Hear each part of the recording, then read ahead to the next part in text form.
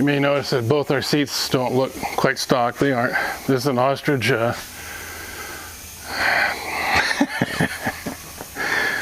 Corbin. This is an ostrich Corbin, and mine's a cowhide. We got this for real cheap. It was a steal, couldn't turn it down before Devin bought the bike. When my oldest son still owned this bike.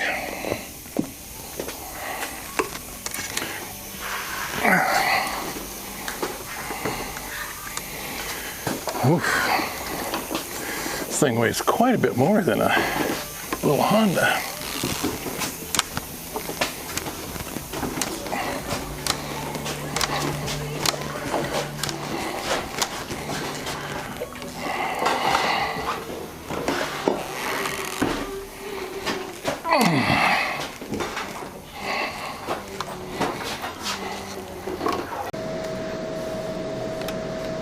So I'm titling this, you want to own an Excelsior Henderson, or you already own one, you don't know a lot about it, you like the looks of it, or you find them interesting and stuff, and I'm trying to get on the internet sources for people that don't know about us as a community. There's a ton of information out there, you just gotta look in the right places. So I'm doing this on YouTube because YouTube doesn't really have much on there other than the fact that there's a few owners on there showing off their bikes, which is fine. I have no problem with that if you want to show it off there. They're a magnificent machine, that's for sure. So that's what this is about, this episode. Hopefully it's going to be a lot of words, and hopefully I'm not going to get long-winded with you guys and bore you to tears and all that fun stuff. This is my bike, 525.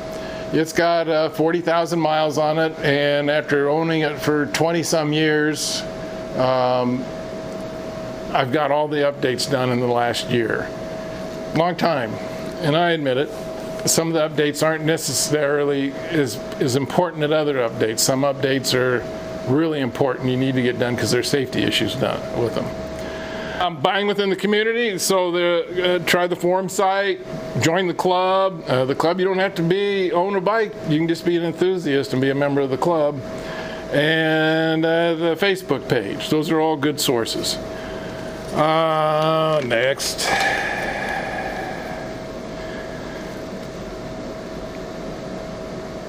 Okay, bikes out there that are for sale. Not a lot of good records have been taken care of other than by owners, and some of the owners have not taken good records. I am not a good record owner. If my bike was up for sale, you may not know exactly by paperwork what's been done to my bike. I can assure you, and this is me, all the updates are done on my bike. They are, and plus a few others that I've done on my own. But if you go out blank page to a seller, whether it's a dealer or a private seller, and you ask them what updates have been done, well, most of the time the dealer's going to either say all of them because they don't know, or they're going to say none of them because they don't know. They're going to say, like, it runs fine, why would you do any updates? Sellers, same deal. If they don't have paperwork behind it, I wouldn't exactly trust that thought. That they say, oh yeah, all the updates are done, it runs great. Well, a lot of the private sellers don't even know what all the updates are. I'm going to be frank with you, I don't know sometimes all of them. I'm kind of behind the times on a lot of issues. Okie dokie.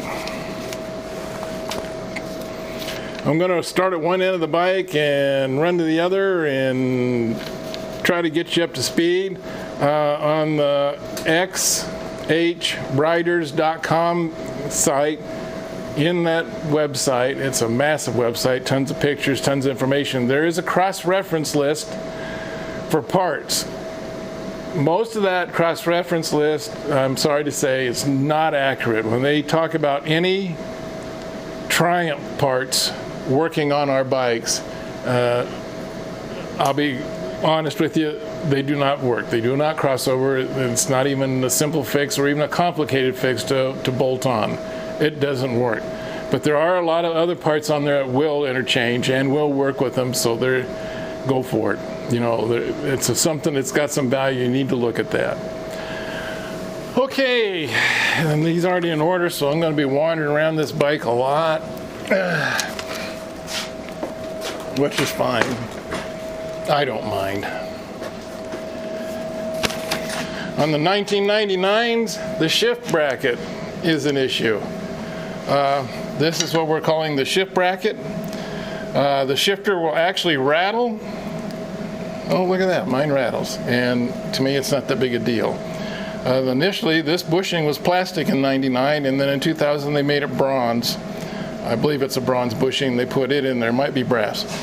And it tightened it all up for most of the bikes and everything. My bike's at 50,000 miles. It's going to come loose. Does it make noise when it rattles? Very rarely, mostly not. Going down the road, rattles not at all. It's usually at idle. Front brake switch. I'm going to put this chair away. This up here is for this front brake switch. It's inside here. The 99s and 2000s both, the switch would fail. Not everyone did, but a lot of them did. There is on the xhriders.com site, on the cross-reference list, it will give you that switch number, so you can get that fixed. If it fails. How'd you like that with the camera turned away from my face for a bit? That was really good, huh? Speedometer accuracy. Our speedometers are off. They don't read accurate. It's not a big deal. Some people make an issue out of it. They can't stand it, but if they just realize most vehicles I would say 2010, the speedometers aren't accurate. They just aren't. I don't know if Detroit did that on purpose or if all of them did it on purpose, whatever. So this bike here at 60 mile an hour shown on the speedometer, if you're doing 60 mile an hour, you're actually probably doing 55. So what I do is I just run 5 over all the time, and I have yet to get a speeding ticket on this bike, and I've been riding it for over 20 plus years, and I've never got a speeding ticket. Just ride it 5 over, and you'll know you'll be fine. It's not that big a deal. Transmission, that's right down in here in the primary. It's a cassette type transmission. It's not separate, as you can see, like a Harley or a lot of European bikes. Hopefully in the near future or in the future, I'm going to pull a primary cover off and do a transmission pull so everybody knows how to do that, or at least seen it done, and maybe they can talk somebody else to do it. Getting your transmission fixed is right around $1,000, or it was the last one I had done. I'm not a machinist, so I can't do what work needs to be required on it, but I can pull the transmission and I can put it back in. Okay, the issue is that the bushings, the limits on the bushings are a little bit outside of what they really should be. I've pulled several transmissions through the years, and brand new bikes, and the gears rattle on the rails. They're actually loose. They're, like it's got 25,000 miles on it. It's just crazy how that works. And then the next one you pull, it's got 10,000 and it's kind of tight. So tolerances through the builds varied some, and the fix is to get it rebushed, and then the clips that hold the gears and everything together are wrong. The clips that are in there will actually, if you have an issue with your transmission, if it has not been updated, there is a very real possibility. Note, this isn't a safety one, this is one that needs to be done. That clip, the snap ring clip, is wrong. It's not the right one that needs to be in there. Could possibly fall out of the gear or the rail or wherever it's at and into the gears and lock up the transmission. I do know of this happening. There are percentiles of what transmissions have done that on these bikes. I'm not going to quote them because they're all over the place. They're not accurate.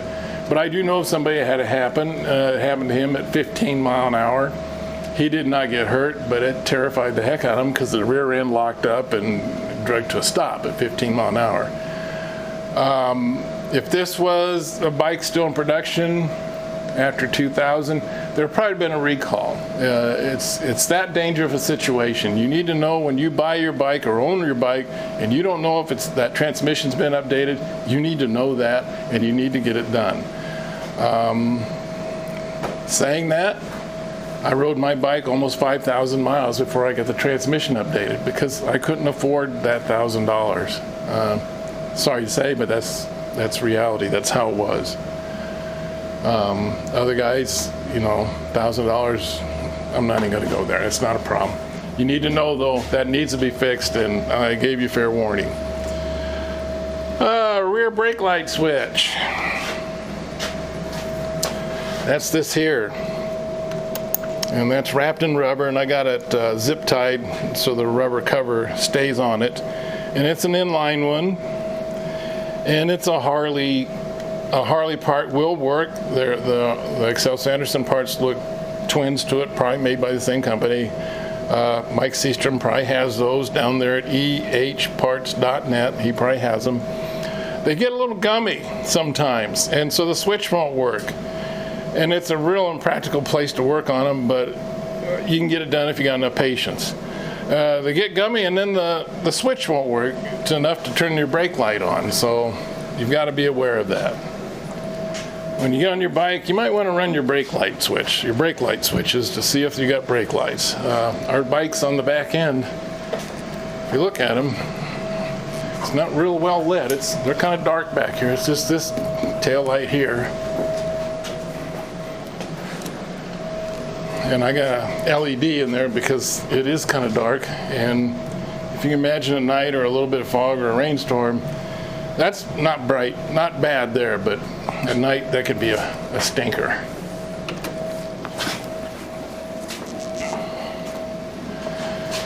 Throttle body bracket. Our bikes are fuel injector, like I said, and there's a throttle body that sits under this air cleaner, and behind that air cleaner is a bracket that mounts it to the heads. The factory ones.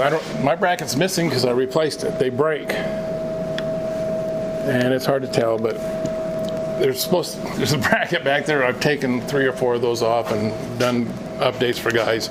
They break, and when they do, the intake gaskets will leak, and it'll suck air, won't run right, yada yada. It's an issue. You need to get that fixed. And everybody out there that I know that's working on Excelsior Hendersons for a living, or part of their living, they all got the updated one that's bulletproof. It's solid. It works great. In fact, they're a little bit overbuilt, and I ain't got no problem with overbuilding if we can afford it.